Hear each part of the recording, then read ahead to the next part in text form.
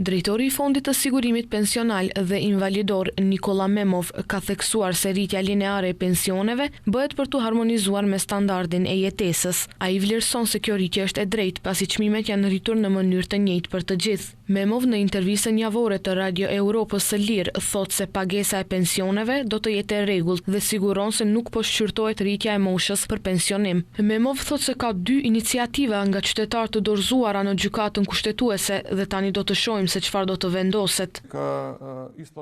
Vendimi është para miratimit, pra është në zhvillim e sipër debati publik për këtë çështje të rëndësishme në shoqëri. Dua të theksoj se ndryshimi i ligjit për sigurim pensional dhe invalidor u miratua vitin e kaluar me kërkesë të pensionistëve.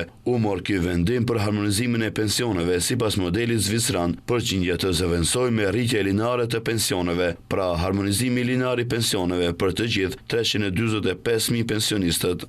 Memov njoftoi se sipas ndryshimeve të ligjit të miratuara këtë vit në muajin mars, pensionistët do të marrin një rritje lineare prej 1.000 denarësh dhe se në shtator është planifikuar të rikthehen dispozitat e vjetra të ligjit për pensione, ndërsa sa i përket gjendjes financiare të fondit pensional, Memov theksoi se pensionistët mund të jenë të qetë pasi pagesa e pensioneve do të vazhdojë të jetë e rregullt. Në buxhetin e vitit 2026 janë paraparë rreth 117 miliard denar për pagesën e pensioneve.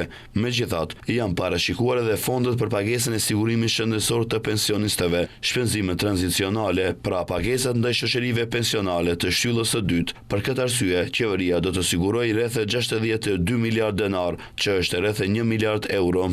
Memov tha se ky sigurim i qeverisë është për të garantuar pagesën me kohë të pensioneve, sigurimin shëndetësor të pensionistëve dhe kostot e tranzicionit drejt shtyllës së dytë pensionale.